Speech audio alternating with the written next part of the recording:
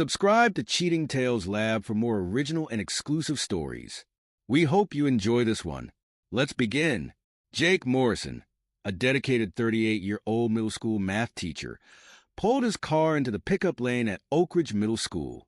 The crisp autumn air nipped at his face as he scanned the crowd of chattering preteens for his son.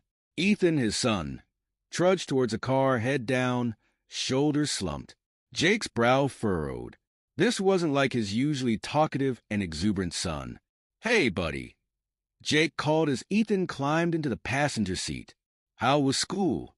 Ethan mumbled something unintelligible and turned to stare out the window. In the rear-view mirror, Jake caught a glimpse of reddened eyes and tear-stained cheeks. His concern deepened. The drive home was uncharacteristically quiet. Normally, Ethan would be regaling Jake with tales of his day. Who said what in homeroom, the latest middle school drama, his triumphs and tribulations in pre-algebra. Today, nothing. Jake pulled into the driveway of their modest suburban home. Before Ethan could bolt for his room, Jake placed a gentle hand on his son's shoulder. "Hey," he said softly. "What's going on, kiddo?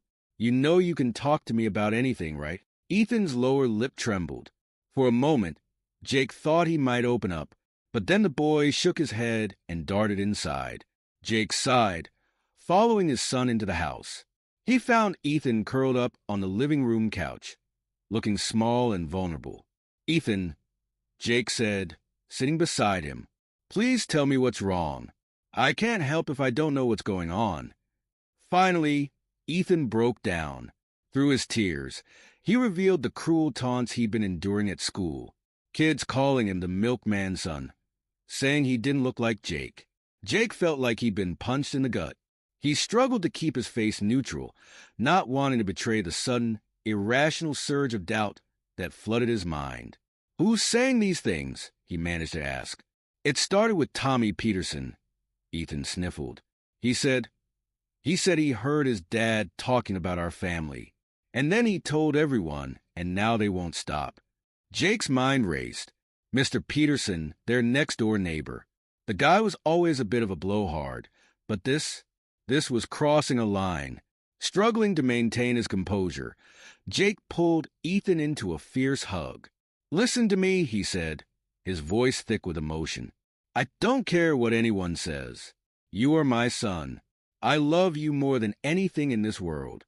Nothing will ever change that. You understand?" Ethan nodded against Jake's chest, his sobs slowly subsiding. "I'm going to take care of this," Jake promised, his mind already formulating plans to address the situation with the school and possibly confront Mr. Peterson. "Those kids won't bother you anymore." As he held his son, Jake couldn't shake the growing sense of unease that settled in the pit of his stomach. He had some serious questions for Sarah when she got home. The evening dragged on interminably. Jake sat at the kitchen table, a stack of ungraded math tests before him. He glanced at the clock for what felt like the 100th time. 11:47 p.m. Sarah's work meeting was running late. Again. Finally, the front door creaked open.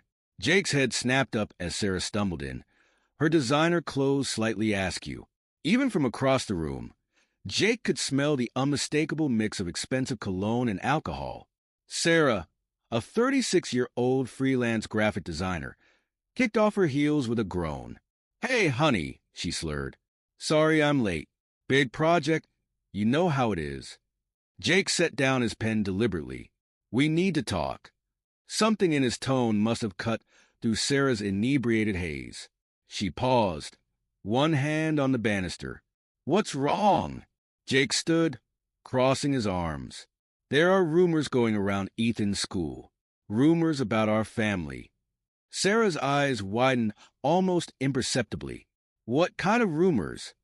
"The kind where kids are calling our son the milkman's kid," Jake said, his voice low and controlled. "The kind where Tommy Peterson is telling everyone Ethan doesn't look like me because he overheard his father talking about us." Sarah laughed, the sound brittle and forced. "That's ridiculous. Kids say stupid things all the time. Don't tell me you're actually worried about this." Jake studied his wife's face, the woman he'd loved for 15 years, the mother of his child.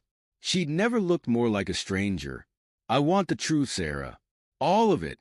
Sarah's demeanor shifted abruptly. The mask of drunken dismissiveness fell away, replaced by a cold, calculating look that sent a chill down Jake's spine. The truth. Sarah's lips curled into a sneer. You want the truth, Jake? Fine. Let me show you the truth. She stormed past him, heading for her home office. Jake followed, a sense of dread growing with each step. Sarah yanked open the drawer of her sleek, modern desk. The lock clicked open. Jake hadn't even known there was a lock. She pulled out a manila folder and thrust it at his chest. There's your precious truth, she spat. Happy now. Jake's hands trembled as he opened the folder. His eyes scanned the contents, struggling to make sense of the medical jargon. But 3 words stood out in stark relief. Negative paternity match. The room spun. Jake gripped the edge of the desk to steady himself. How long? He managed to choke out. Sarah laughed, the sound devoid of any warmth. How long have I known? Or how long have you been living a lie? Jake's knuckles whitened on the desk. Both.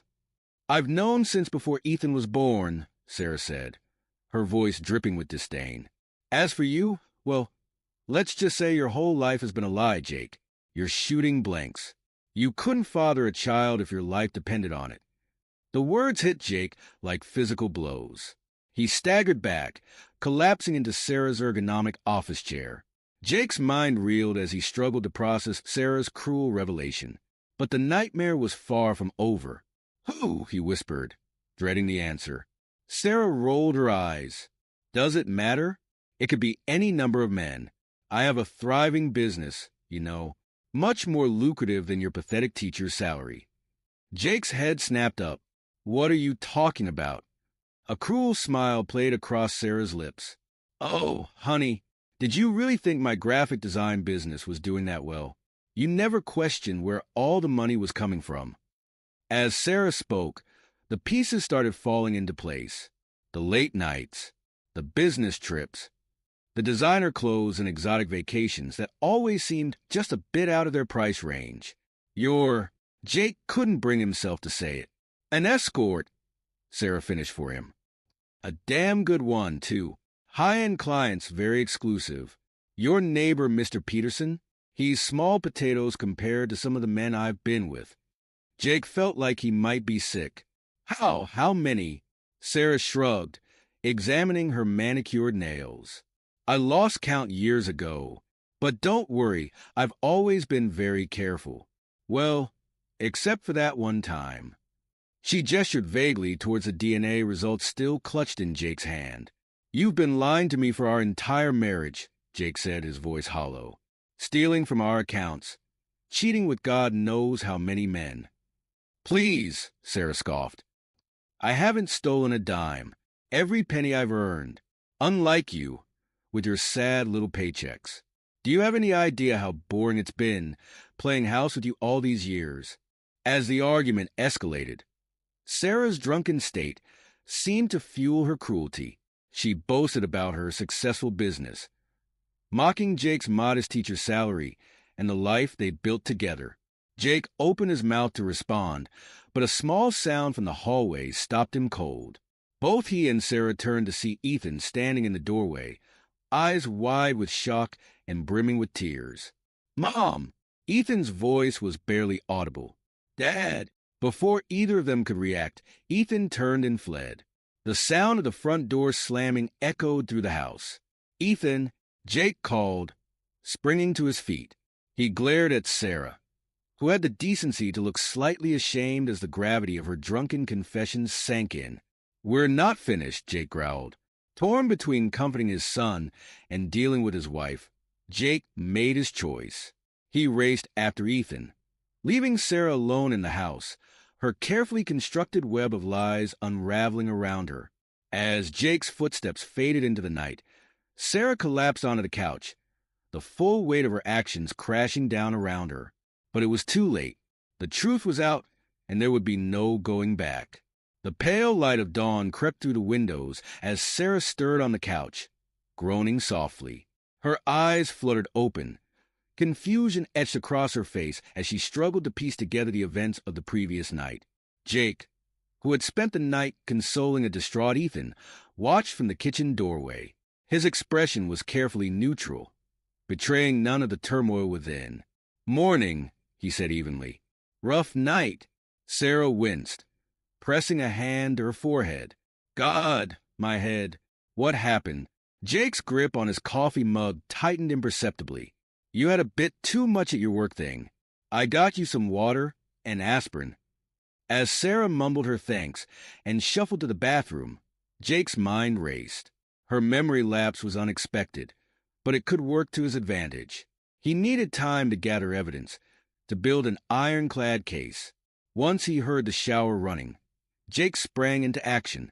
He moved swiftly through the house, gathering bank statements, credit card bills, and Sarah's laptop.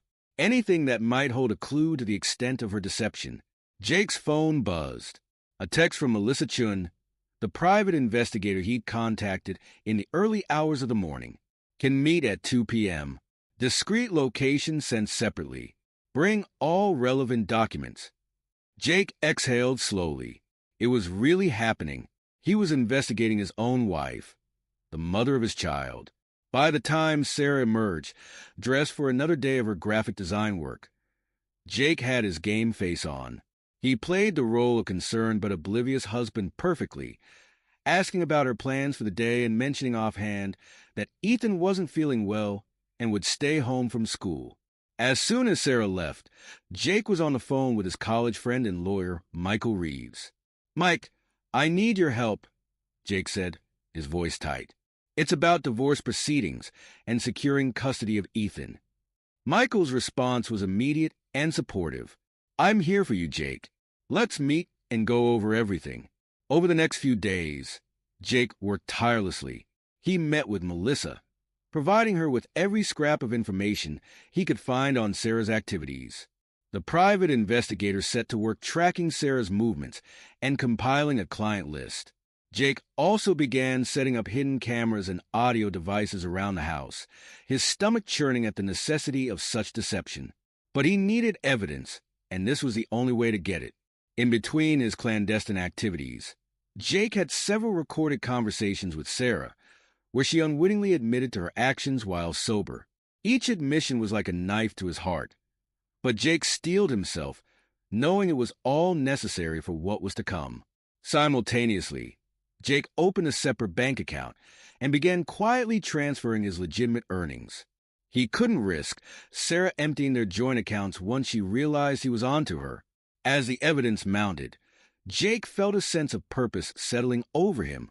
Jake arrived at Oak Ridge Middle School on Monday morning to find the parking lot abuzz with activity. Teachers huddled in small groups, their faces etched with concern. As he approached the main entrance, he spotted Principal Evelyn Walsh, engaged in a heated discussion with Superintendent Richard Grayson. "Jake," Evelyn called, beckoning him over. "We need to talk." Jake's stomach dropped as Evelyn outlined the crisis. Severe budget cuts across the district threatened everyone's job security. Programs were on the chopping block, teaching positions in jeopardy. "We need to show improvement in our test scores," Evelyn explained, her eyes darting nervously to Superintendent Grayson. "Significant improvement. Quickly." Jake's brow furrowed. "But the quarterly assessments aren't for another month. How can we possibly?" "We need you to adjust some of the data from last year," Grayson cut in, his voice low and urgent. "Nothing drastic, just enough to show an upward trend." Jake stared at them, uncomprehending. "You want me to falsify student records?" Evelyn winced at his blunt phrasing. "Think of it as creative data interpretation. For the good of the school, Jake. For your students." Jake's mind reeled. Was this really happening? First Sarah's betrayal, and now this? "I can't do that," he said firmly. "It's wrong. It's illegal, and it does nothing to actually help our students." Grayson's face darkened. "Mr. Morrison, I don't think you understand the gravity of the situation. Your job, everyone's jobs, are on the line here." Jake straightened, meeting the superintendent's gaze unflinchingly. "Then fire me. but I won't be part of this. He turned on his heel and strode into the building, leaving a sputtering Grayson and a conflicted Evelyn in his wake. As he reached his classroom, Jake's hand shook slightly as the full impact of what he'd done hit him. He'd just put his career on the line. With everything else going on in his personal life, he might have just committed professional suicide. Meanwhile, Sarah, completely unaware of Jake's knowledge, continued her deception. She breezily informed Jake of a weekend business trip to meet a new, high-profile client. "It's a potentially huge account," she gushed. "If I land this, we could be looking at a serious upgrade to our lifestyle." Jake nodded, keeping his expression neutral even as his mind raced. This was exactly the kind of lead Melissa had been waiting for. As soon as Sarah left, Jake contacted Melissa. Within hours, she had a startling update. "Jake, we've identified Sarah's new client," Melissa said. "It's Victor Rossi. On the surface, he's a charismatic businessman, but my sources say he's got ties to a dangerous criminal organization. Money laundering, extortion, you name it." Jake felt the blood drain from his face. "Are you saying Sarah's involved with the mob?" "I don't think she knows," Melissa replied. "Rossi's careful about keeping his less savory activities under wraps. But Jake, this complicates things. Exposing Sarah's activities could potentially put her in harm's way." Jake sat heavily in his chair, the weight of this new information crushing down on him. He was faced with a moral dilemma he never could have anticipated.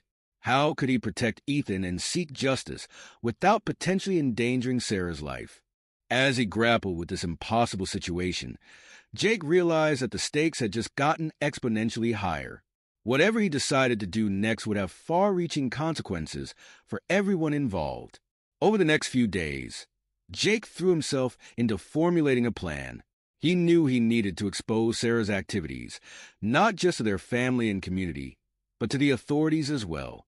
But he had to do it in a way that wouldn't tip off Rossi or his criminal associates.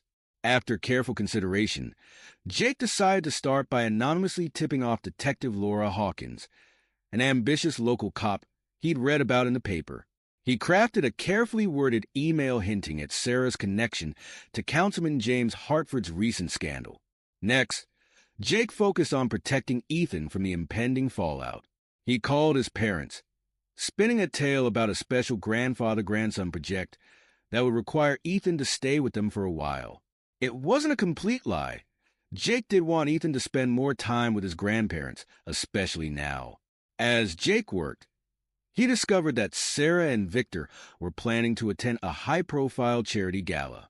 Many of Sarah's clients would be present, making it the perfect opportunity to expose her double life. Jake spent hours preparing a digital presentation, compiling irrefutable evidence of Sarah's activities. Financial records, recorded conversations, client lists, everything Melissa had uncovered went into the file. All the while, Jake continued to play the role of oblivious husband. He nodded absently when Sarah mentioned the gala, feigning disinterest in the boring charity thing. He even helped her pick out a dress, swallowing his disgust as she preened in front of the mirror. "You sure you don't want to come?" Sarah asked, adjusting her jewelry. "It could be fun." Jake shook his head, forcing a rueful smile. "You know those fancy parties aren't my scene. Besides, I've got a stack of tests to grade. You go, have a good time." As Sarah left for the gala, Jake felt a mix of emotions wash over him. Anger, certainly. Grief for the life he thought he'd had. But mostly, a determination to see this through to the end. He checked his watch. In just a few hours, he would set his plan in motion. Sarah's carefully constructed world of lies and deceit would come crashing down around her, and Jake would be there to witness every moment of it. The Grand Plaza Hotel gleamed like a jewel in the night, its facade awash with twinkling lights and the constant flash of camera bulbs. Oak Ridge's elite streamed through the doors, decked out in their finest for the annual community charity gala. Jake Morrison adjusted his tie, feeling distinctly out of place in his rented tuxedo. As he approached the entrance, he felt the weight of the concealed recording device pressing against his chest. The grand ballroom was a sea of glittering gowns and polished shoes. Jake's eyes scanned the crowd, finally landing on Sarah. She looked stunning in a form-fitting red dress, her hair swept up in an elegant updo. With practiced casualness, Jake began to mingle. He recognized many of the attendees from Sarah's client list, men who had no idea their dirty little secrets were about to be aired in the most public way possible. "Jake, is that you?" He turned to see Margaret Chun, wife of the police chief, eyeing him with surprise. "Mrs. Chun." Jake greeted her warmly. "Lovely event, isn't it?" "Indeed," she replied, her gaze drifting to where Sarah stood, laughing with a group of men. "Though I must say, I'm surprised to see you here without your wife." Jake leaned in conspiratorially. "Between you and me, I'm a bit surprised myself. There have been some strange goings-on lately, but I'm sure it's nothing." He moved on before Margaret could press for details, knowing he'd planted a seed of curiosity that would soon bloom into full-blown scandal. Across the room, Jake spotted Councilman James Hartford, his florid face flushed with what looked like more than just alcohol. Sarah was at his elbow, whispering something that made the councilman's eyes dart nervously around the room. A ripple went through the crowd as a new arrival commanded everyone's attention. Victor Rossi strode into the ballroom, his powerful presence drawing all eyes. Jake watched as Sarah's face lit up, her body language shifting subtly as she excused herself from Hartford and made her way towards Rossi. Jake's jaw clenched. It was time to accelerate his plan. He made his way to where Timothy Walsh, a local journalist known for his salacious exposés, was hovering near the bar. "Mr. Walsh," Jake said, clapping the man on the shoulder. "Just the person I wanted to see. I've got a story that might interest you. It involves a certain councilman, a high-end escort ring, and enough blackmail material to keep you in headlines for months." Walsh's eyes gleamed with interest. "Is that so, Mr. Morrison? And where might one find evidence of such outrageous claims?" Jake smiled tightly. "Oh, I think you'll find it's about to become very public indeed." As Jake worked the room, dropping calculated hints and innuendos, he could see the atmosphere beginning to shift. Whispers and suspicious glances spread like wildfire. More than once, he caught Sarah's eye across the room, her confident smile faltering slightly as she noticed a strange undercurrent in the crowd. Jake checked his watch. It was almost time. He made his way towards the stage, his heart pounding in his chest. Everything he'd worked for, everything he'd uncovered, it all came down to this moment. As he climbed the steps to the podium, Jake caught sight of a familiar face near the back of the room. Detective Laura Hawkins, dressed to blend in with the crowd, gave him an almost imperceptible nod. Jake took a deep breath and stepped up to the microphone. Sarah's world was about to come crashing down around her, and he was the one holding the wrecking ball. "Ladies and gentlemen," Jake's voice rang out across the ballroom, "if I could have your attention, please." The crowd quieted, all eyes turning towards the stage. Jake could see Sarah in the back, her brow furrowed in confusion. "As you know, this gala is all about charity and community," Jake continued, his finger hovering over the remote in his pocket. "So in that spirit, I'd like to make an announcement about a significant donation." He pressed a button. The large screen behind him flickered to life, displaying a series of damning financial records and transcripts. "My wife, Sarah Morrison, has been running quite a charitable organization of her own," Jake said, his voice steady despite the hammering of his heart. "Though I don't think the IRS would approve of her particular brand of giving." A gasp rippled to the crowd as the implications of Jake's words and the evidence on the screen sank in. For years, Sarah has been operating as a high-end escort, servicing many of the fine gentlemen in this very room, Jake continued, his eyes scanning the sea of shocked faces. "But that's not all. She's also been embezzling funds, blackmailing clients, and generally making a mockery of everything this community stands for." The screen changed, now playing a recorded confession from Sarah herself. Her voice, slightly slurred but unmistakable, filled the stunned silence of the ballroom. Jake watched as Sarah's face drained of color. She turned, trying to push her way through the crowd towards the exit, but found her path blocked by shocked and angry attendees. Suddenly, a commotion near the bar drew everyone's attention. Victor Rossi, his face contorted with rage, was shoving people aside as he made his way toward Sarah. "You stupid bitch," he snarled, grabbing Sarah's arm roughly. "Do you have any idea what you've done?" The mask of the charming businessman was gone, replaced by something far more dangerous. Sarah's eyes widened in fear as she realized the true nature of the man she'd been dealing with. Just as Rossi raised his hand, another figure burst through the crowd. Detective Laura Hawkins, badge now prominently displayed, inserted herself between Rossi and Sarah. "That's enough," Hawkins barked, her hand on her concealed weapon. "Victor Rossi, you're under arrest for assault, racketeering, and a whole host of other charges will be sorting out down at the station." As Hawkins cuffed the sputtering Rossi, Jake's attention was drawn to a commotion near the buffet table. Councilman Hartford had collapsed, clutching his chest. People were shouting for a doctor. The stress of the evening apparently too much for the politician's heart. In the chaos that followed, Jake made his way down from the stage. He found Sarah standing alone, her carefully constructed world crumbling around her. "Jake," she whispered, reaching out to him. "Please, I can explain." Jake stepped back, out of her reach. "Save it for your lawyer, Sarah. It's over." As the police began to arrive in force, Jake felt a strange sense of calm wash over him. The truth was out. Justice would be served. And though the road ahead would be difficult, he knew he'd made the right choice. For Ethan, for himself, and for all the other victims of Sarah's deception. The weeks following the gala passed in a blur of legal proceedings, media frenzy, and emotional turmoil. Jake found himself at the center of a storm, but he weathered it with a strength he didn't know he possessed. Sarah faced a barrage of charges: fraud, blackmail, tax evasion. The evidence Jake had gathered, combined with the testimony of her former clients, left little room for doubt.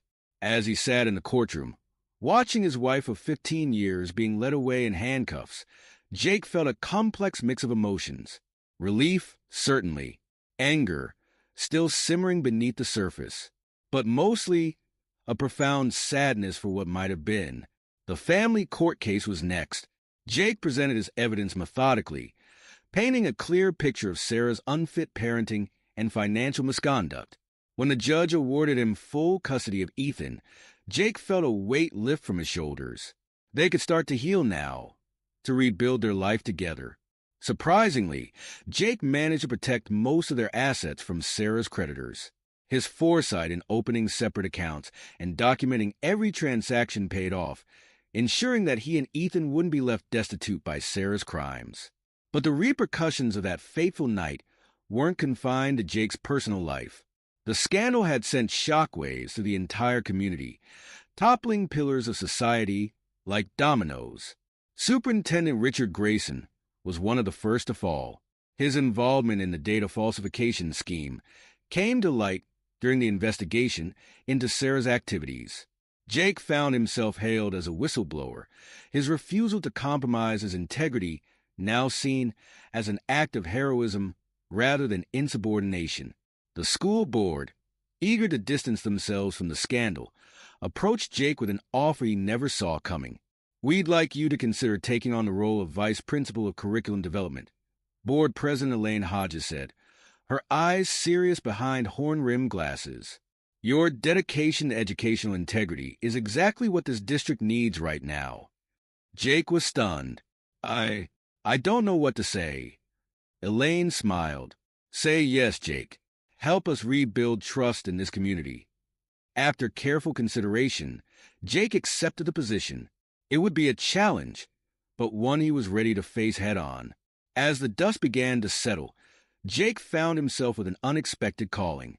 He started a support group for other victims of infidelity and financial abuse, using his own experience to help others rebuild their lives.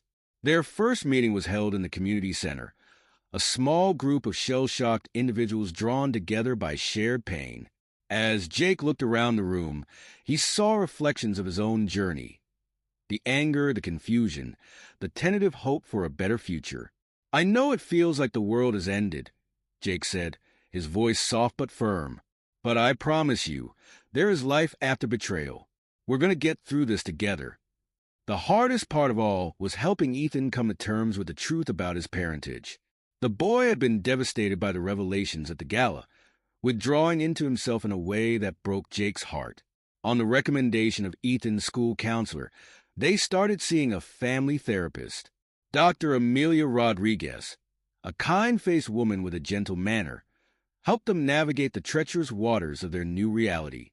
"Ethan," she said in one of their sessions, "can you tell me how you're feeling about everything that's happened?" Ethan, slumped in his chair, shrugged. "I don't know. Confused, I guess. Angry. Sad." He looked up at Jake, his eyes shining with unshed tears. "I don't even know if I should call you Dad anymore." Jake felt like he'd been punched in the gut.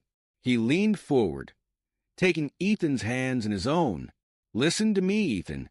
I have been your father every day since you were born. I've loved you, cared for you, watched you grow. Biology doesn't change that. As far as I'm concerned, you are my son in every way that matters." Slowly, painstakingly, they began to rebuild their relationship. There were setbacks. Days when Ethan would lash out in anger, nights when Jake would lie awake wondering if he was doing enough. But there were victories, too. The first time Ethan laughed freely again. The day he asked Jake for help with his math homework, just like old times. As summer turned to fall, Jake made a decision. They needed a fresh start, away from the whispers and sidelong glances of a town that knew too much of their business. They found a modest house in a nearby town, close enough that Jake could commute to his new job, but far enough to feel like a new beginning. As they unpacked boxes in their new home, Jake felt a sense of hope he hadn't experienced in months. On their first night in the new house, Jake tucked Ethan into bed, just as he had when Ethan was small. "Dad," Ethan said softly as Jake turned to leave.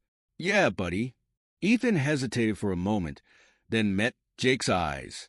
"You know you'll always be my real dad, right? No matter what." Jake felt his throat tighten with emotion. He crossed the room in 2 strides, pulling Ethan into a fierce hug. "I love you, son," he whispered. "Always have, always will." Father and son, bound not by blood but by something far stronger, love, trust, and the unbreakable bond forged in the fires of adversity. Jake Morrison, once a simple math teacher, now stood at the threshold of a new life. He had lost much, it was true, but he had gained something precious too: the knowledge of his own strength, the love of his son, and the chance to build a future on a foundation of truth and integrity. Whatever challenges lay ahead, Jake knew he was ready to face them. For himself, for Ethan, and for the man he had become through this crucible of betrayal and redemption. This is where our story comes to an end. Share your thoughts in the comment section. Thanks for your time. If you enjoy this story, please subscribe to this channel. Click on the video you see on the screen, and I will see you there. For some, the night brings restful peace, while for others, it heralds a thrill of anticipation. As a college student, my family's home has always been a two-story haven. We used to freely roam between the floors, utilizing multiple rooms until a few years back when my father's business faced a downturn. Consequently, we installed a door on the first floor and started renting it out. Our neighborhood is bustling with companies, and though it's over a 10-minute walk to the nearest subway station, its convenient location makes it a desirable place to live. My family resides on the second floor, which houses 2 rooms, similar to the first floor, that's now leased to tenants, currently in its 3rd turnover. A newlywed couple from out of town chose our home for its cleanliness and proximity to the husband's workplace. At first, their life seemed sweet and loving until it wasn't. Loud arguments became frequent with the husband often berating his wife. One night, as we were finishing dinner and watching Netflix, a clash erupted downstairs. The husband was accusing his wife of not answering her phone all day, too, which she retorted she had been in meetings. My mother mentioned that the husband tends to vent his frustration on his wife after drinking. The wife, Serafina, is quite beautiful with a tall, slim figure and long, neatly tied hair. She teaches children after school and is quite the introvert, usually busy with work during the day and returning home in the evening to manage household tasks. Serafina is also an excellent cook, once sharing delicious, homemade cheese tortillas with us, reminiscent of what you'd find at a taco franchise. My mother admired her for being so diligent, and they shared meals together occasionally. However, Serafina's husband seemed distrustful, unable to comprehend that his wife couldn't answer the phone during her teaching or meetings. Their disputes escalated until Serafina sought refuge in our home. Serafina's uncle, who is also her father, went downstairs after hearing about an argument she had with her spouse. Downstairs, the man questioned Serafina about why she was wearing a short skirt at home, asking if she was seeing any of her teachers at school.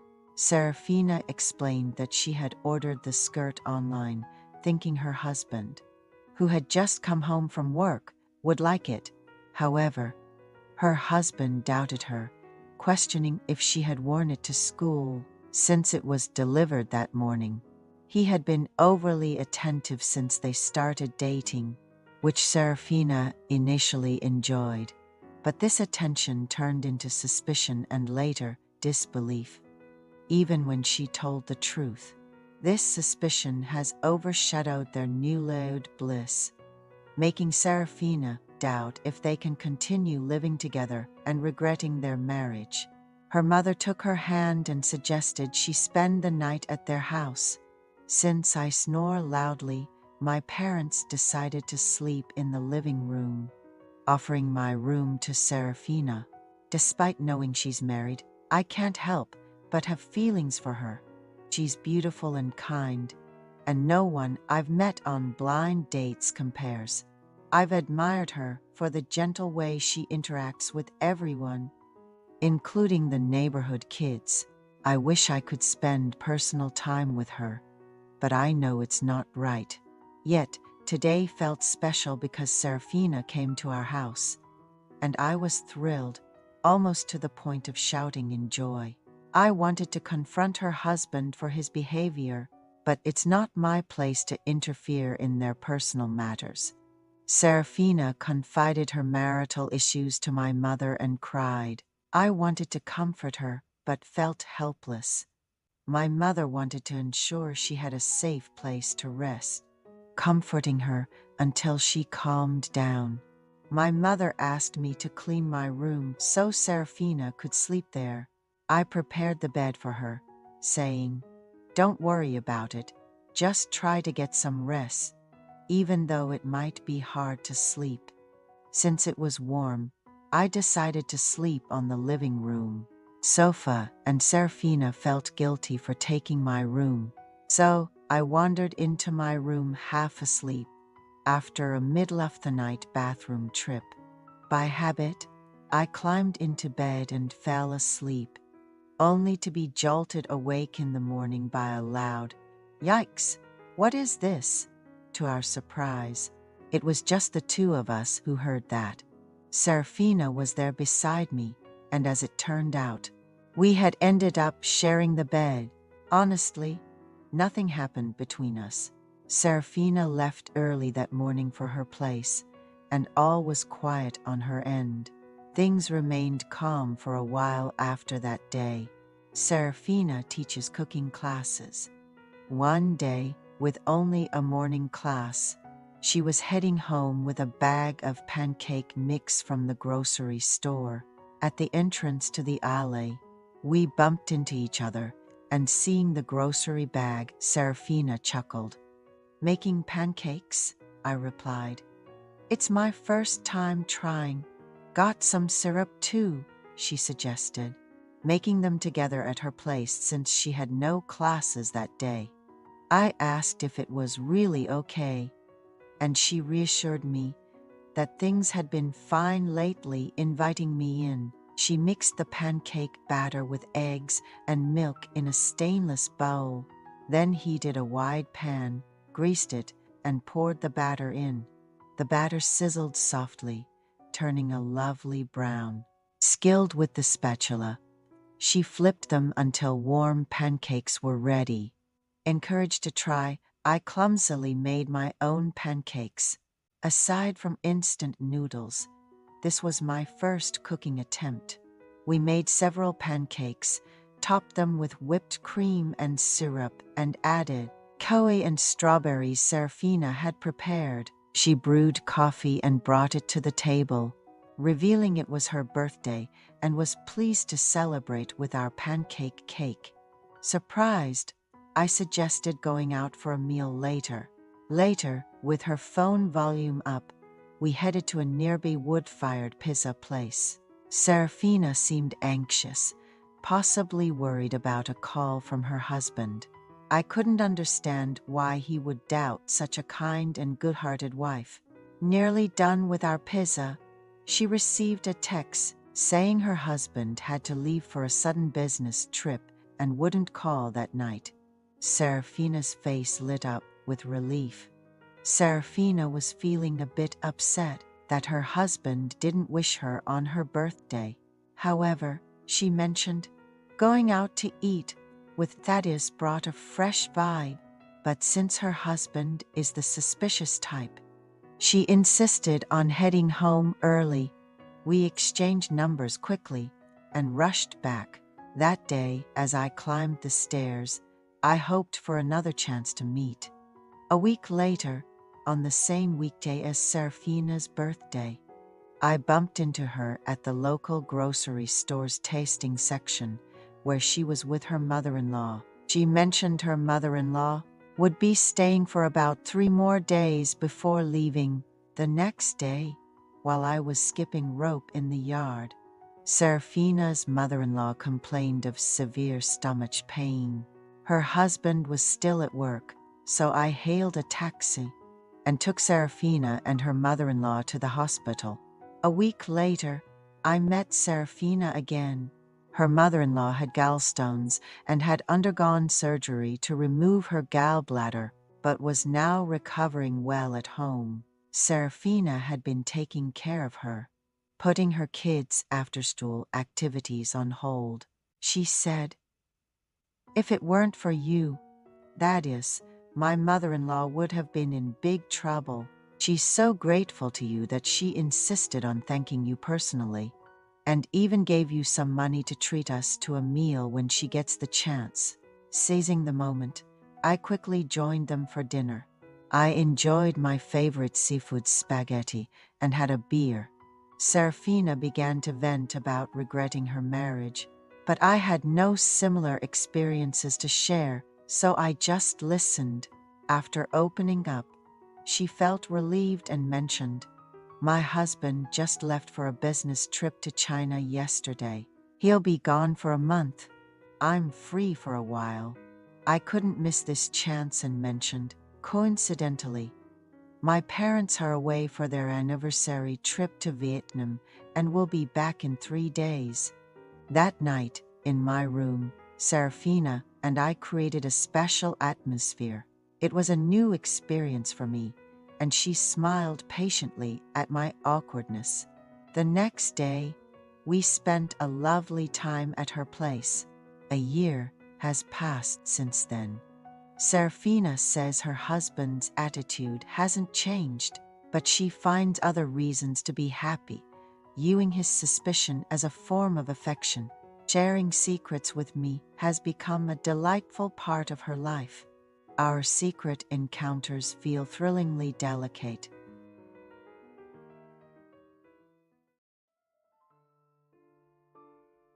Recently, I accidentally walked into the neighbor's house on my way home from work, ending up in a situation I had to apologize to my wife for. However, looking back, I think it was a good experience. I work for a nonprofit organization funded by government and various institutional donations. We have our monthly dinner on the last Thursday of every month, which is also when our performance evaluation takes place. Having struggled for months preparing for this evaluation, hearing the evaluators commend our efforts was uplifting.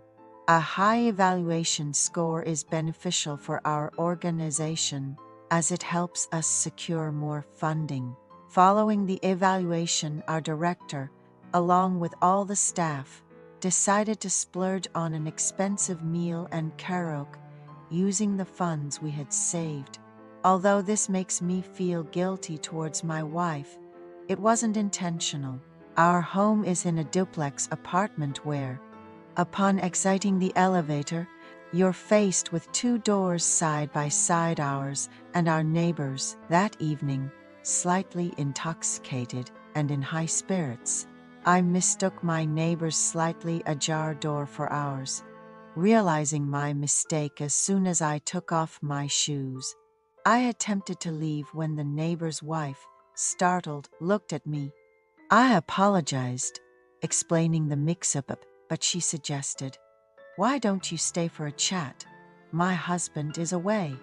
I've lived in this apartment for 6 years, having moved here after getting a new apartment allocation as a newlywed. Since then, we've had 2 kids. Our neighbors moved in 4 years ago and are a DINK, dual income, no kids couple, both owning their own businesses. The husband often travels abroad, and on the night I wandered into their house, he was away, and she was enjoying a movie and a beer alone after some cleaning, having told my wife I'd be late due to the work dinner. I hadn't planned to stay long next door. Yet, the tranquility of their child-free, meticulously clean home, so different from my own cluttered one, was oddly comforting. Despite feeling it was wrong, I found myself relaxing as the neighbor poured me a beer and offered some homemade snacks from her food dehydrator. Out of respect for her hospitality, I intended to enjoy just one beer before heading home. While chatting with my neighbor, she mentioned she was part of the DINK, dual income, no kids lifestyle, but confided that she had actually suffered 2 miscarriages. My spouse and I have never experienced the pain of miscarriage, though we've witnessed others go through it in early pregnancy. She broke down in tears, expressing envy at the sound of children in our home, imagining her own child would be attending daycare by now had they survived. 4 years into their marriage, they were excited about a honeymoon baby, only to find out a month after taking snowman-shaped ultrasound photo that the baby's heart had stopped beating. She regretted being too caught up in work to notice something might be wrong with her pregnancy, and was inconsolable upon waking up from the surgery needed after the loss. Despite our occasional complaints about the lack of rest due to our kids, I felt guilty, realizing the neighbor envied our family life. We tried to comfort her, saying she was still young and could try for a baby again, but she revealed something shocking. Her husband, who frequently travels abroad, was seen at the airport with a younger woman, arm in arm, laughing together. A friend had sent her a blurry photo, but she recognized his clothes and luggage. She had been making efforts to conceive, attending doctor's appointments in line with her fertile periods, while her husband made excuses not to cooperate. Seeing the photo left her devastated and unable to focus, and she began to resent her husband. When she confronted him, He promised to discuss it upon his return, looking guilty. Feeling sympathy for her, I sobered up from the day's drinking, promising to help if needed, and we exchanged contact information.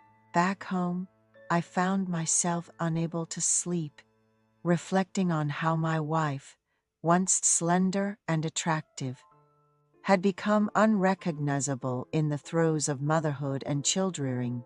It was a harsh truth that her allure had diminished in my eyes.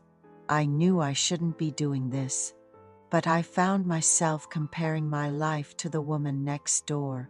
A few days later, just before my workday was about to end, she reached out. She asked if I'd like to have dinner with her that evening. Truth be told, I had been looking for any excuse to contact her. I was thrilled when she reached out first, as I couldn't come up with anything to say on my own. We made quick plans, and I met up with her. She looked more worn than the last time I saw her, and suggested we skip dinner and head straight to a bar instead. It seemed she was feeling suffocated enough to reach out to me, so I decided to just listen to her. She told me her husband had returned from a business trip, showering her with gifts and affection. However, when she confronted him with a photo sent by a friend, he denied everything. He accused her of doubting him and had left home without a word for 2 days. She cried her heart out, saying if she was in the clear, why would she leave? I couldn't say anything, just waited silently. She shared stories about their relationship, how they met, and her struggles with paying off the mortgage by running a busy business. Eventually, she seemed to calm down, laughing sheepishly about her tears, looking so beautiful in the process. Without realizing it, I told her I wanted to be with her that night. We ended up sharing a deep secret when she asked if she was now just like everyone else. I told her not to think about it and comforted her. My wife later questioned me, asking if I had been out drinking again, why I didn't answer my phone, and what time I got home. Despite knowing it was wrong, I was confused by my actions that night. I regretted opening up so much about my personal life, feeling a mix of guilt and pity. A few days later, it seemed the woman's husband had returned. I saw her with her husband, waiting for the elevator, looking happy and secure on his arm. Seeing them together brought me relief, thinking there would be no more contact from her. My wife asked me why I suddenly sighed, but I had no answer. Months later, I saw the woman next door, noticeably pregnant. She told me the baby was safe after a risky period, and seeing her smile made me feel at ease. And so, the secret with the woman next door remained buried deep within me. Welcome to Lost Relation Chronicles. My name is David, and I am 32 years old. I want to share the story of how my marriage came to an end. I was married to Linda, who was 5 years younger than me. I loved her deeply, perhaps too much, and allowed her to live her life on her terms, until she crossed a line that I couldn't ignore.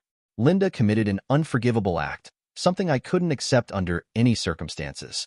Though it was a painful decision, I felt it was necessary to ensure she never repeated such behavior. Cheating is unacceptable in any relationship, and despite the heartbreak it caused, I knew I had to take a stand.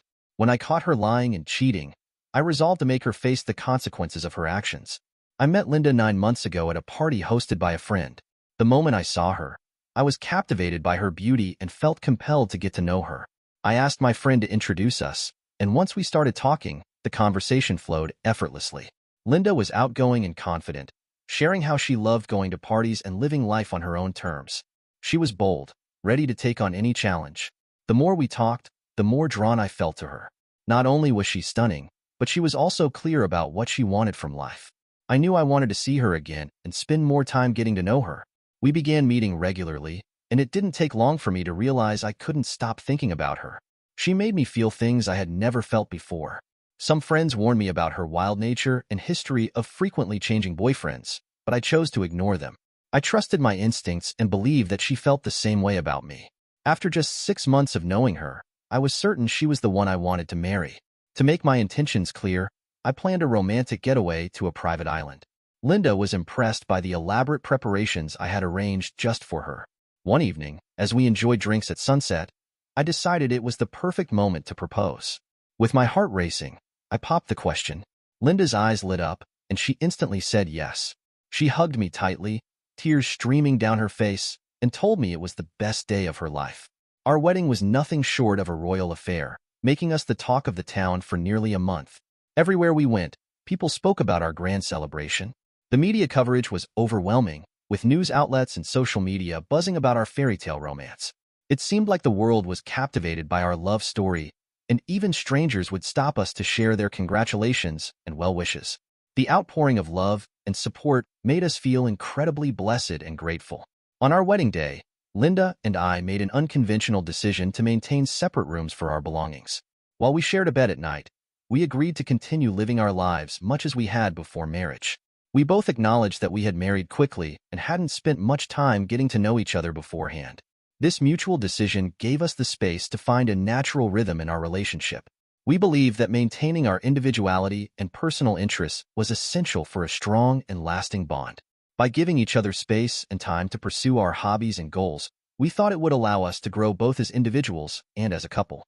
We rarely interfered with each other's schedules or kept tabs on one another. I was often preoccupied with my business and appreciated the simplicity of our arrangement, trusting Linda to take care of herself and communicate if she needed anything. This mutual trust and independence created a healthy balance in our relationship, fostering a sense of freedom and autonomy. It also deepened our respect and admiration for each other, laying the foundation for what we believed would be a strong partnership. We believed that by prioritizing our own well-being, we were ultimately strengthening the foundation of our marriage. Linda wanted to celebrate our marriage with her closest friends, so I arranged a 5-day cruise for her and her 5 best friends. I didn't feel the need to join them, as my presence might make them feel awkward. I had no hesitation in fulfilling any of Linda's wishes, as long as I could afford them, because her happiness meant the world to me.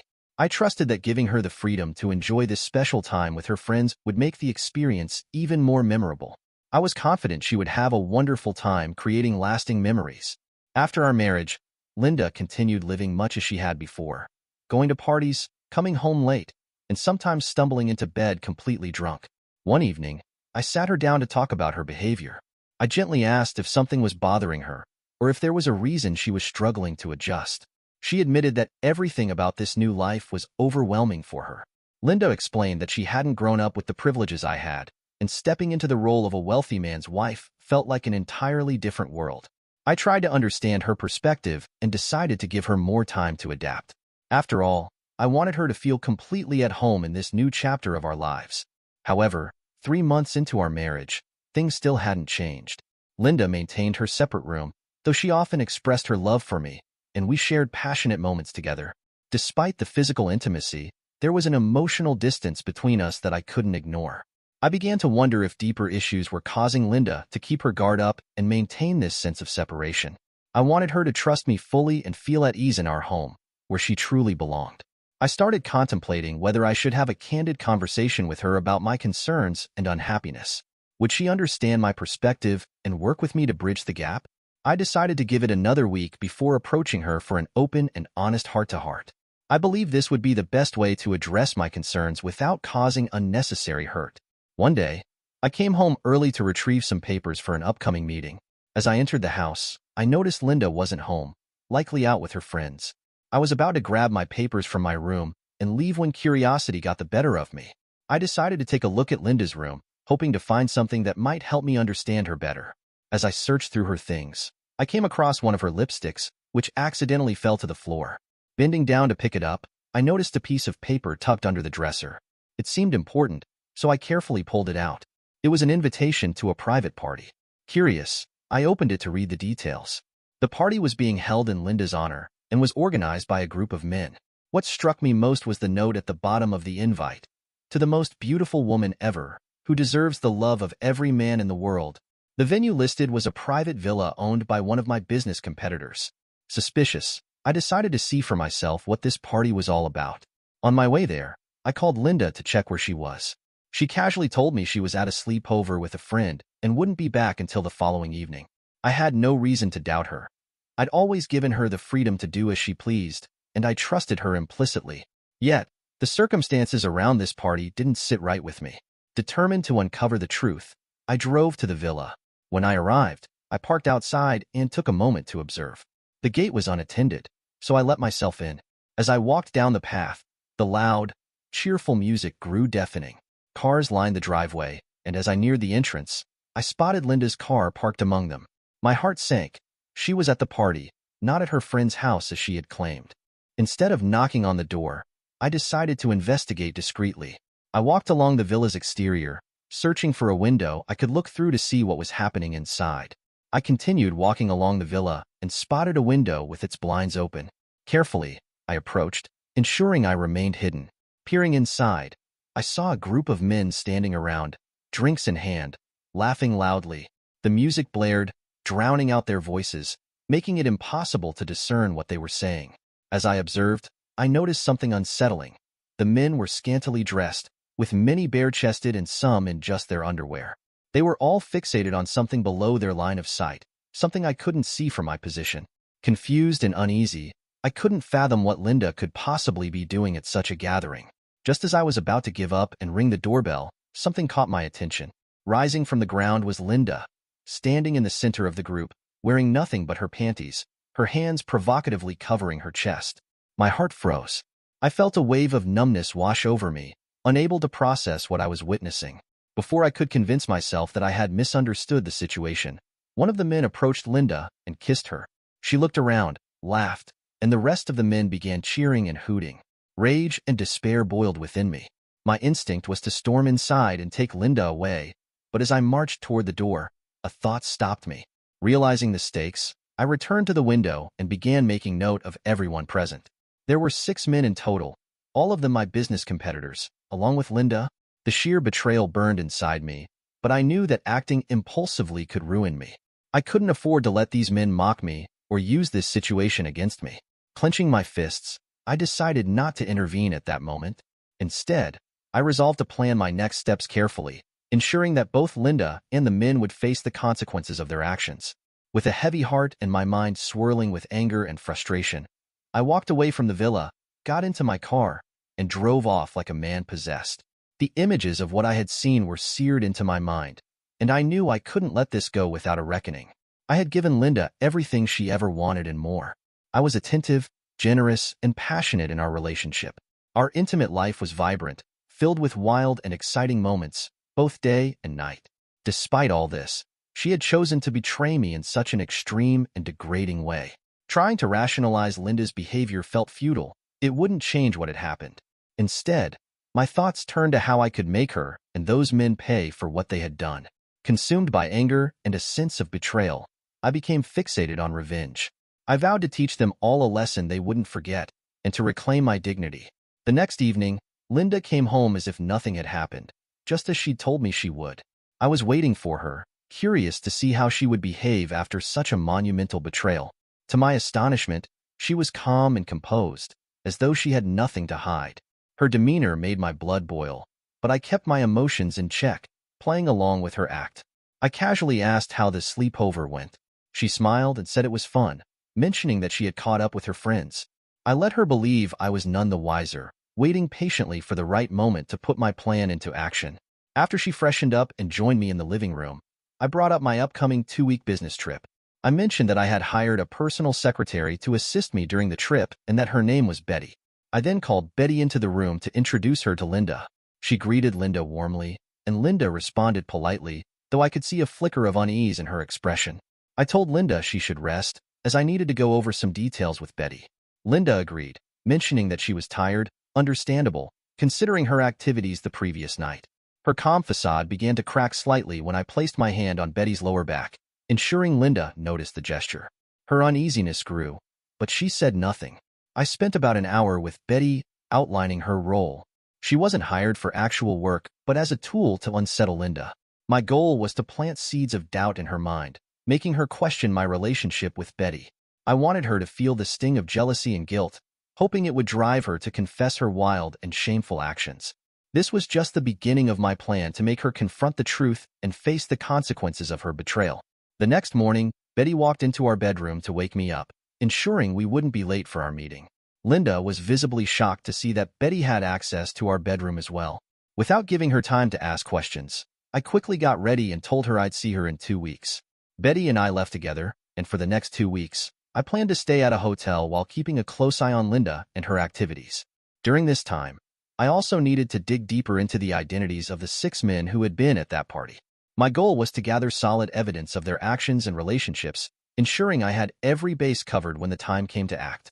I hired a private investigator to compile comprehensive reports on these men, detailing their personal and professional lives. Meanwhile, I decided to personally monitor Linda, as I needed to see firsthand what she would do while I was away. True to my suspicions, Linda left the house around noon. I discreetly followed her car, knowing she wouldn't risk inviting any of her lovers to our home. She eventually parked at a hotel, where she met Richard Brown, my biggest business competitor. As they had lunch, I watched them laughing and smiling together. Brown's hand repeatedly found its way to Linda's thigh, and she made no effort to stop him. After lunch, Brown led her to his car and drove to his villa. Knowing exactly what they would be doing there, I decided not to waste any more time following them. Instead, I focused on leveraging the information my private investigator had gathered. Among the details was contact information for Richard Brown's fiancée. I found a phone booth and called her, introducing myself as someone helping Richard with a surprise he had planned for her. I provided her with the address of his villa, carefully crafting the story to sound convincing. 40 minutes later, she arrived, driving straight inside. I had already bribed the villa's security guards to let her in without any issue. The villa's main door was left unlocked, as Richard and Linda likely saw no reason to secure it. Richard's fiancée walked inside, expecting a romantic surprise, but was instead greeted with a shocking scene. She found Richard entangled with an unfamiliar woman in a compromising position. Her scream echoed through the villa as she yanked off her engagement ring and hurled it at his face before storming out in a fury. Richard chased after her, desperately claiming she had misunderstood the situation, but she wasn't buying it.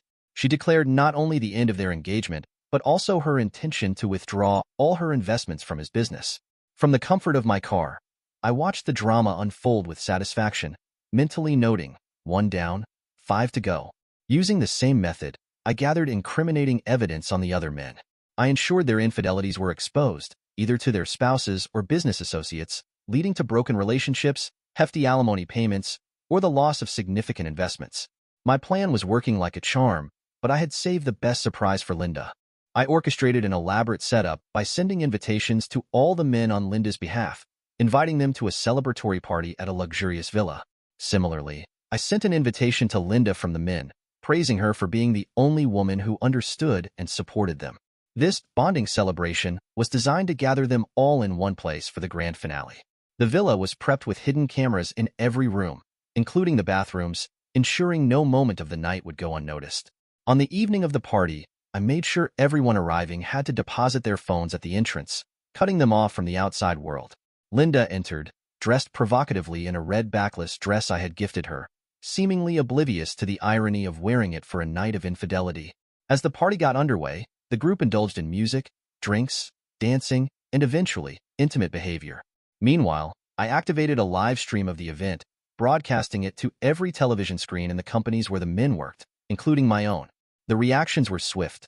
Calls began flooding their confiscated phones as managers, families, and friends reached out in outrage over what was being aired. Sitting in the villa's monitoring room, surrounded by their muted phones, I savored every moment with a bucket of popcorn, watching as their night of fun unraveled into chaos. During the 2 weeks I spent following Linda, one thing became painfully clear. She never loved me.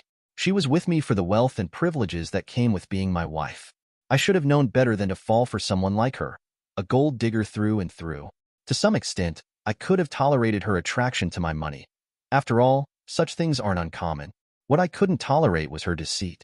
She pretended to be a loyal wife while carrying on affairs, not just with anyone, but with men I regularly dealt with in business. The smug looks on their faces when they spoke to me about deals were unbearable. They knew, in their hearts, They were sharing intimate moments with my wife while I remained oblivious. That humiliation was something I couldn't forgive. I knew exposing Linda and these men wasn't just about revenge. It was about sending a message. Messing with me was a mistake they'd regret. After collecting all the footage from the party, I left the villa. I sent Linda a message letting her know I'd be arriving home the next day. The cameras continued recording as the guests woke up, some leaving early. Linda was the last to leave, hastily gathering herself after reading my message and heading home to prepare for my return. I gave her ample time to freshen up and compose herself before I made my entrance, accompanied by Betty. Upon seeing Linda, I hugged her briefly but immediately turned my attention to Betty, engaging her in conversation as though Linda wasn't even in the room. I completely ignored her presence. Linda stood there for a moment, visibly confused and agitated by my indifference. When she realized she wasn't going to get a reaction from me, she stomped her foot in frustration and stormed off. Watching her unravel confirmed that my plan for revenge was working perfectly. It's been 2 days since I returned from my business trip, and I've continued avoiding Linda as much as possible. The tension in the air grows heavier by the day, but I'm content knowing that the wheels of justice, or perhaps karma, are well in motion. I was well aware that all of Linda's lovers were tied up with court cases and defamation suits, leaving them unable to contact her anytime soon. Unbeknownst to her, I had blocked all their numbers from her contacts, ensuring she remained in the dark about the footage and the chaos it had unleashed. As the days passed, I made sure Linda felt increasingly unwelcome in her own home. Betty was now in charge of everything, from instructing the cook on meal preparations to deciding the new diet plan I would follow. Whenever Linda tried to intervene or correct her, Betty would flash a sweet smile and say, "He's changed his preferences now," before giving Linda a pointed, snarky look. Frustrated, Linda came to me, complaining about Betty's overreach and unnecessary involvement in household rituals. I brushed off her concerns, telling her she was overreacting. I made it clear that Betty was far better at managing things and was doing an excellent job.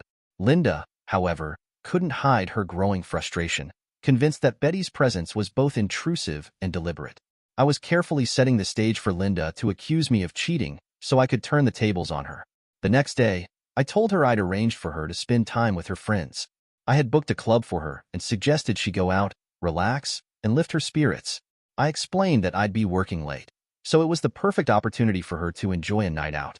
What Linda didn't know was that I had someone tailing her, providing me with hourly updates on her whereabouts. Trusting her was out of the question.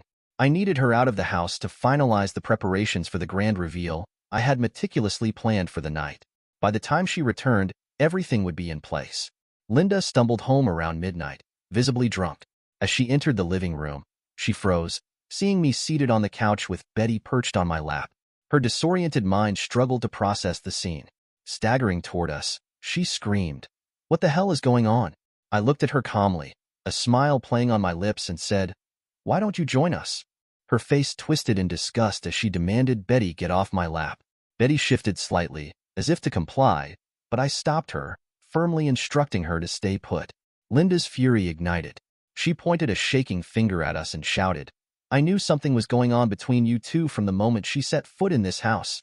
Linda was fully aware that she was no longer just my personal assistant. I couldn't help but smile at her audacity as she tried to accuse me of cheating, when she was doing exactly the same thing. I turned to Catherine and casually told her to leave us alone, motioning toward the home theater. As Catherine left, Linda struggled to follow me, carefully walking to avoid tripping. She finally stood beside me as I switched on the TV. A video started playing, and Linda watched, confused at first. But as she kept looking, it clicked. She realized what I had put on screen. The color drained from her face as she recognized the footage of her night with all the men. She stared at the screen in disbelief, her voice barely a whisper as she finally managed to ask, "Where did you get this?" I couldn't help but laugh at her question. The irony wasn't lost on me. She had the nerve to ask me where I got the footage, but she couldn't even attempt to defend herself. I leaned back casually and replied, "I recorded it myself." Her eyes widened in shock as she processed my response. She stammered, struggling to find words, but nothing came out. The room fell into an oppressive silence, the weight of her actions hanging heavily in the air. It was clear from the look on her face that she was caught, guilt and regret written all over her. I sat down on the couch, eager to watch the footage, my interest fully piqued. Linda remained standing, staring from the screen to me, unsure of whether I was angry or amused. I broke the silence by commenting on the video. You know, I really liked what you did with that guy. It's a skill I never knew you had, I said, motioning for her to sit next to me. She hesitated, but had no choice. Slowly, she sat beside me, keeping her head down in shame. It was clear she knew at this point that she had messed up big time. As the footage played, I noticed the discomfort on her face. She wasn't watching the screen, but rather, she was glancing back and forth between the TV and me, clearly embarrassed by what she saw. I couldn't resist making another comment. You know, this has been pretty entertaining. I never knew you had such close friends who were so comfortable around you. Linda remained silent for a while, her eyes never leaving the screen. Finally, she spoke, her voice barely audible. I'm sorry. I got carried away with all these men. She tried to explain herself, claiming that the men had challenged her to spend a night with them, and that she couldn't let them win. She said that's why she had gone to the party. I was impressed by how quickly she came up with this story, but I played along, letting her think I was buying it. I wanted to see how good she was at fabricating lies. I understand, I said, nodding. But if you were cornered by these men, you could have used the fact that you're my wife to get out of it. She responded quickly, saying, I didn't want to ruin your reputation, so I didn't mention who I was. I was almost impressed by how smoothly she lied. The way she had crafted her response was almost flawless. I acted as though I felt sorry for her, playing the role of the concerned husband who believed her. As she thought she was off the hook, I made her walk with me to the dining table to get a glass of water. I sat her down and placed the glass in front of her. As she reached for it, her hand brushed against something underneath the glass. She looked down, and her face drained of color when she saw what it was. It was the same invite that she had hidden under the dresser.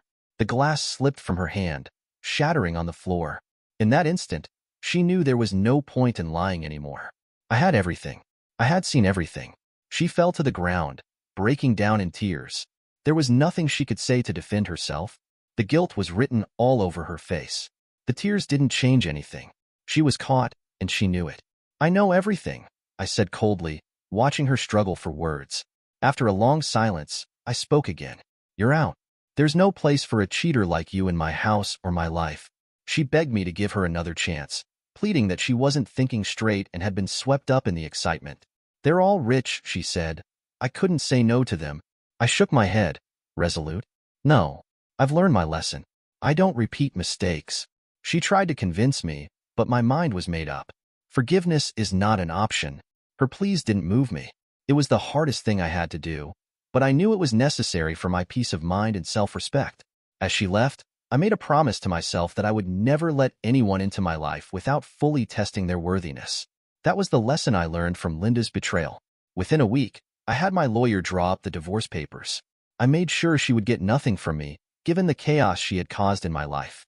I had pictures and videos of her infidelity circulated in the media to shame her, making sure to destroy any credibility she had left.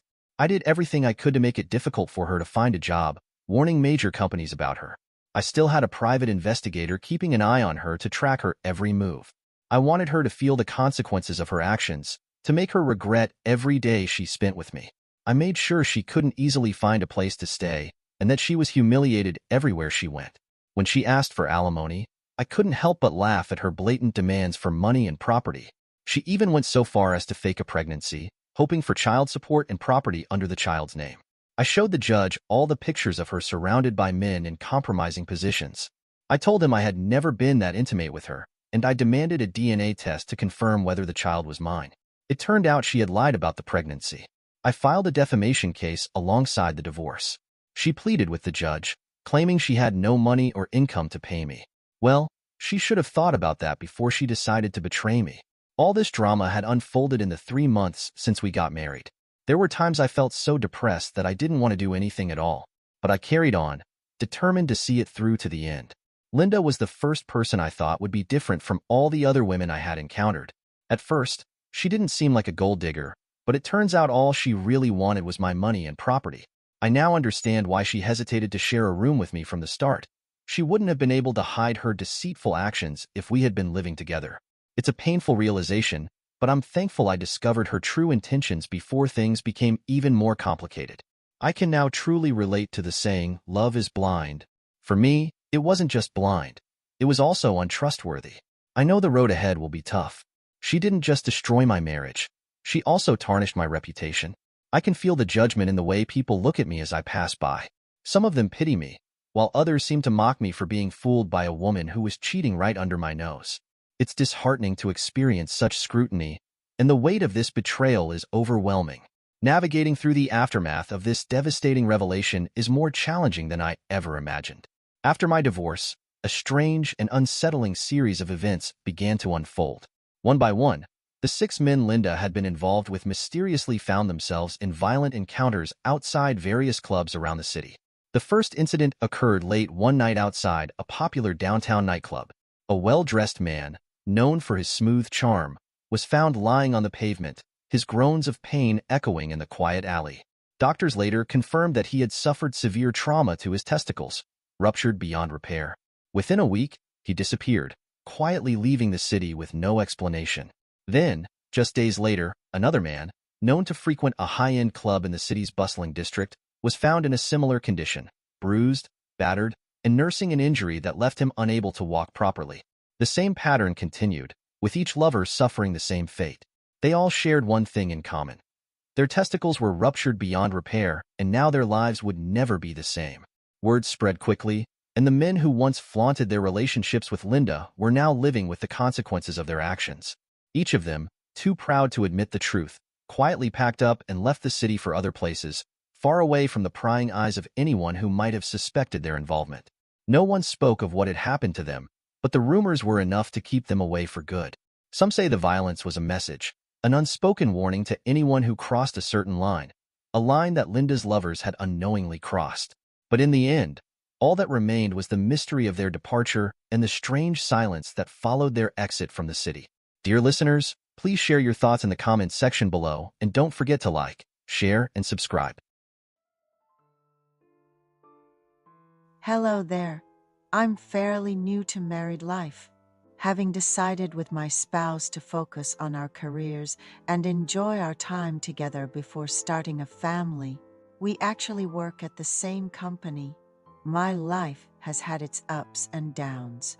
I have a younger brother, 5 years my junior, and when I was in my early 20s, my mom suffered a stroke and passed away shortly after.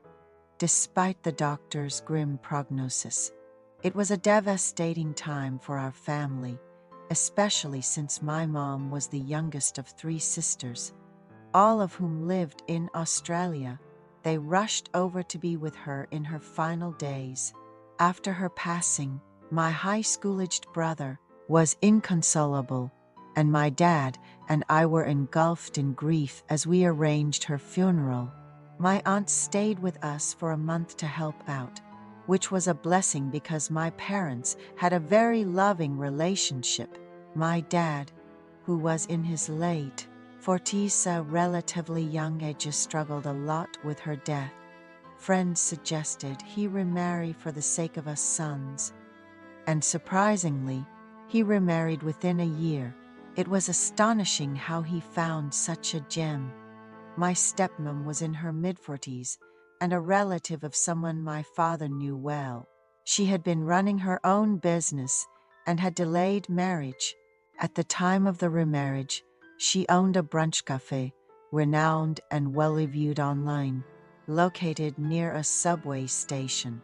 Despite her busy schedule, she always treated us kindly, preparing delicious meals and desserts. She even encouraged my brother to bring friends over for lavish meals. Her warmth won over my dad and brother. However, my dad's remarriage didn't last, ending in divorce due to a significant mistake on his part. We were all saddened to lose the warmth she brought to our home.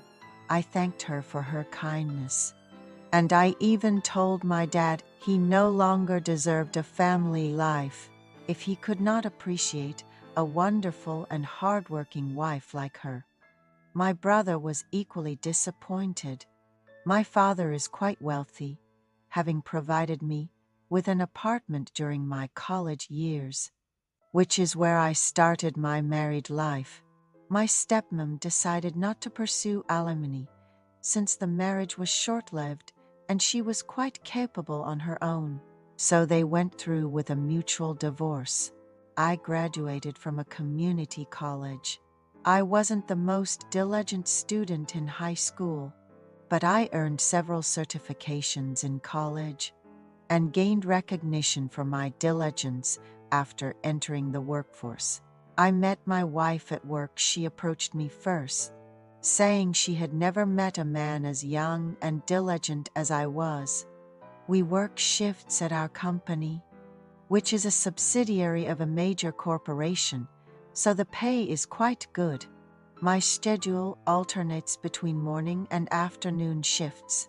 When I'm on mornings, my routine is like any other office workers, but the afternoon shift means working till dawn and sleeping in the morning. I live in an apartment I got while in college. I used to rent it out before getting married, but we moved in after doing some light renovations. The building is 6 years old and more units are being renovated. My wife, who works a desk job and comes home in the evening, mentioned seeing a notice about interior work in our building, indicating someone was moving into the floor below us. One morning, as I was trying to sleep after my shift, I was jolted awake by the noise of construction from below. It seemed they were doing some particularly loud tile work in the bathroom that day. Despite the intrusion on my rest, I became curious about how the new neighbors were fitting out their place. When I went downstairs to see, I found workers busy at work, and to my utter surprise, my stepmom was there. I was so shocked I blurted out, "What are you doing here?" She was just as surprised to see me. "I bought this place at an auction for a good price," she explained. I was thrilled to see her again. I told her I was living here with my wife, and we had been married for a year, which surprised her greatly. We exchanged contact information and invited her over a few days later. During her visit, she couldn't stop praising me to my wife, saying how kind and diligent I was, made her remarriage life easy, and how she often missed me after the divorce. While some might find it odd, becoming neighbors has allowed us to meet more frequently.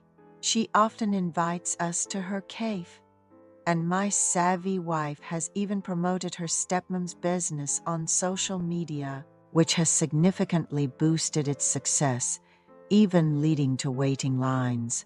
My stepmom, who also works full-time, was always thoughtful about meals, knowing how challenging it can be to manage them. She made sure to provide food without putting any pressure on my wife. It seemed like my wife saw her more as a big sister. Then, when my wife earned a reward trip to Singapore from her company, I found myself batching it for a few days. After a long day at work, I was relaxing at home one evening when my stepmom showed up. She brought over a bunch of my favorite beers and snacks, which was a delightful surprise. She mentioned she finished work early because supplies ran out quickly, all thanks to my wife, expressing her gratitude. My stepmom, having been too busy to catch a movie lately, suggested we kick back with some beers and relax. She quickly freshened up and changed, and we settled on the living room couch to comfortably watch a movie. Although I had seen the movie before, I watched it again for her sake. She was thrilled to finally get some rest. Later, she asked if she could stay the night, which caught me off guard, but I didn't show it.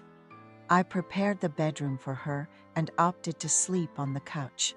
However, she soon came out, insisting she couldn't sleep in the newlyweds' bed, and asked me to take the room. While she took the couch, her look carrying a hint of regret, my stepmom, still beautiful in her 50s, and I ended up being drawn to each other that night. As dawn broke, she mentioned, albeit shyly, how much she enjoyed it. I felt a pang of guilt, thinking about how she lost a precious family due to my father and how lonely she must feel, especially since she hardly meets friends due to her busy schedule. From that day until my wife returned, my stepmom and I spent every day together. She continued to be a caring big sister to my wife, even meeting up with her at the store, with friends and giving her some pocket money for promotional purposes. There were also secret meetings with my stepmom after my night shifts, feeling guilty about it, but also feeling the need to support her loneliness. We would use my stepmom's car to avoid my wife's suspicion. The dilemma now is whether continuing these secret meetings is the best way to help, or if perhaps introducing her to a wonderful man in her age group might be a better solution.